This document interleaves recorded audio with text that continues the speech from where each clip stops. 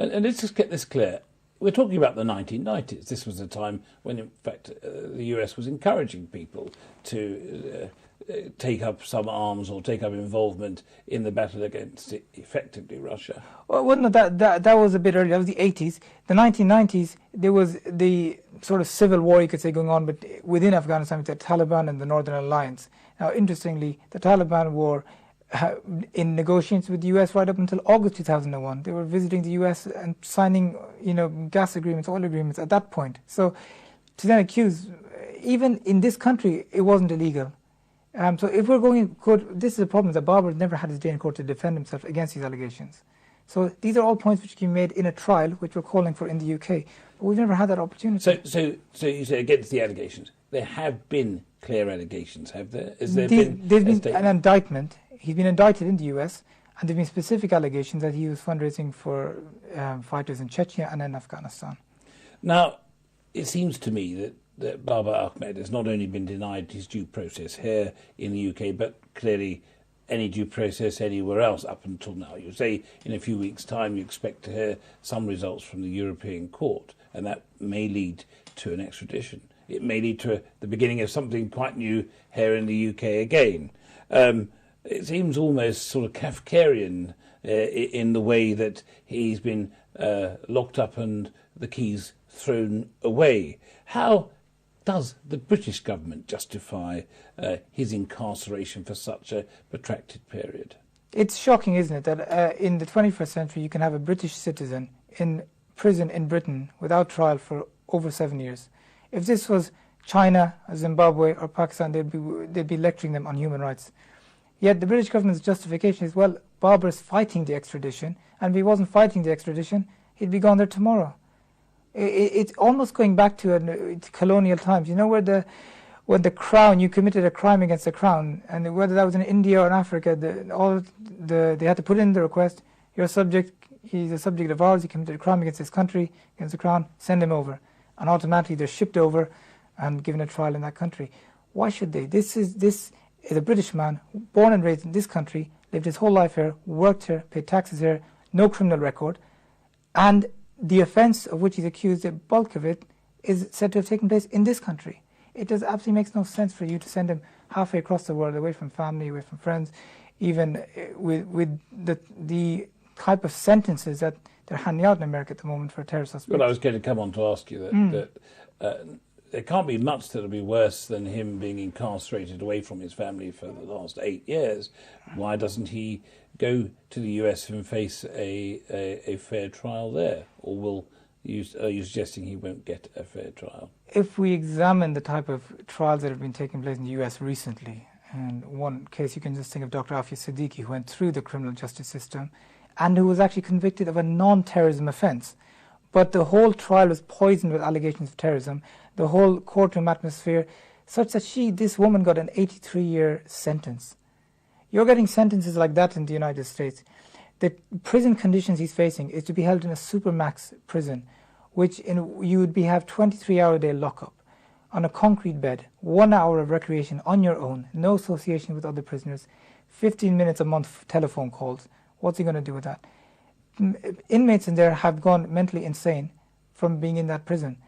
This is what Europe is trying to rule on, whether that would breach his human rights.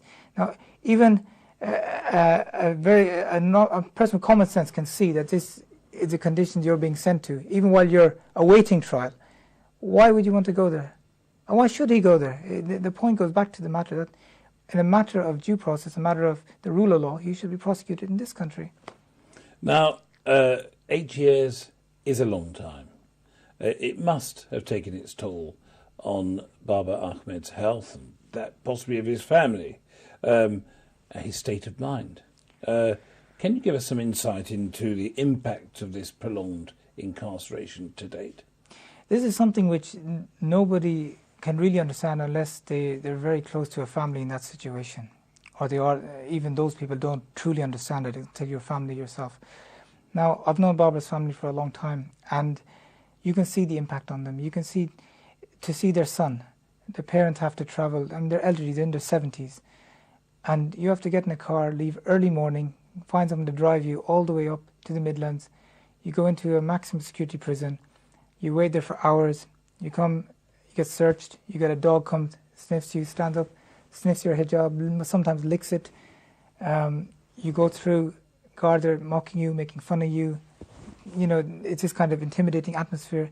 And then you get to see your son. In the distance we're sitting now for a period of about 2.5 hours. And then you take that long journey back. This whole day, imagine that once, twice a week for 7 years. Babar says one thing that he misses and which he really wishes he could do is even just to get up and give his mum a glass of water, something he can't do. You have his nieces and nephews who have only known him in prison. While he's been in prison, he's had 6 new nieces and nephews born, and they've all just known him from visiting him in prison. He's missed his sister's wedding. His aunt has died of cancer while he's been in prison. His grandmother's died. On all these occasions, one, he's on his own with no source of comfort or no family to help him. And on the other occasion, his family are without Babar. Elderly parents living alone, no one to look after them. Very elderly parents, very ill. His dad's been in hospital with heart problems. So all the stress is taking its toll. And the campaign, when we talk about the Free Babar Ahmad campaign, I want to tell the viewer something, that this is not some huge campaign with offices everywhere and telephones and printers. This is 2 sisters and a couple of extra extended family members working flat out. This is little kids being in the mum's lap while they're doing phone calls on CNN. This is the Free Babar Ahmad campaign, and it's only with the tawfiq of Allah that it's got this far that it has. And with this, why we really appeal to people to come help us with this campaign, because this has been the family's life for the last 7 or 8 years, if you count it. This has been the life of this family. There's been nothing else in their lives except this campaign. Now, the campaign has taken a new turn. I understand that its intent is to raise 100,000 signatures by November the 10th. What's so special about November the 10th, and what do you expect to achieve with the 100,000 signatures? The coalition government, when it came into power, said to become more accessible to the public and allow them access to the political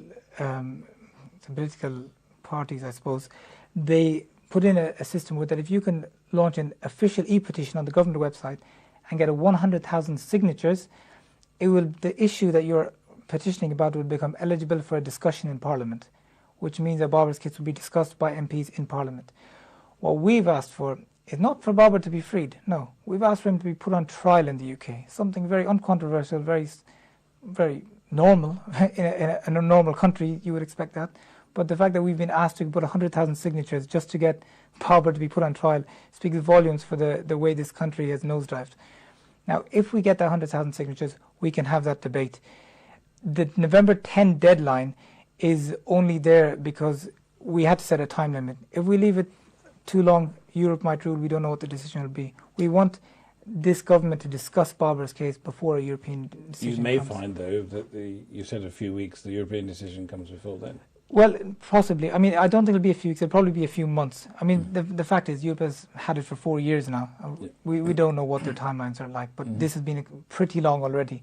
But that's why we are calling for people to get on the website, freebabarahmad.com, that's BABARAHMAD, there's no E's involved, .com, and sign the petition. There's a link there. You can find more about the case on that website. Click on the link and sign the petition. Get your mums, your dads, your children. It doesn't matter. The only condition is that they're British and that they've got an email address. If they don't have an email address, set one up for them. But we need to do this. We've got 13,000 when I last saw it today. So we're well off for 87,000, but I'm confident that the community can put it together. We've got 3 million Muslims in this country. I'm sure 100,000 of them have got access to email. Well, that's a very big, bold bid, and you'll put, obviously, the government's new process to the test. Now, we're in September 2011.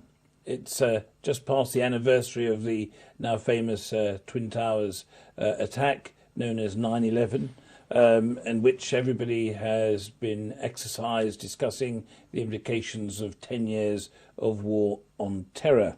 It is of note that despite various promises of President Obama when he first took office to put an end to Guantanamo and all that it stood for, there are still many others incarcerated in that camp, including British citizens such as Shakir Ahmad, who languish in a sort of state of legal limbo there. A camp which, according to the George Bush administration, falls outside US legal jurisdiction, and as such, detainees could legitimately be denied the protections under the Geneva Convention protocols.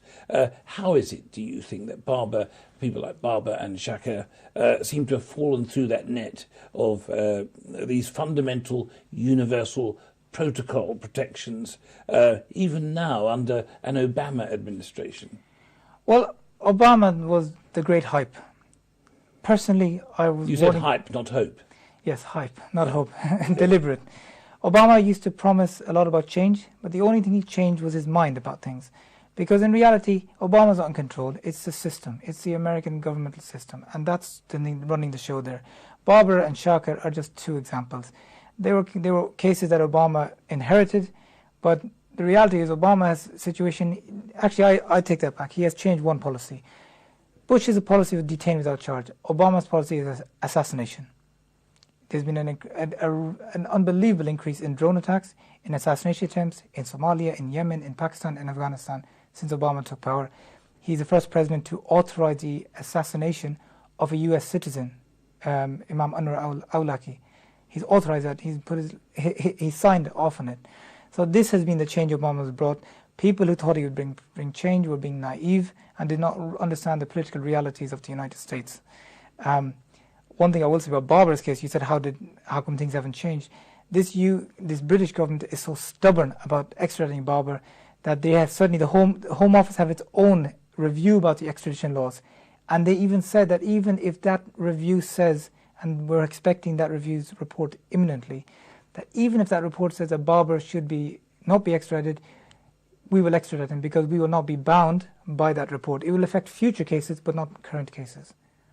Unbelievable. So if their own government review says that you should not extradite these people, such as Babar, they have said, no, we're not going to be bound by it.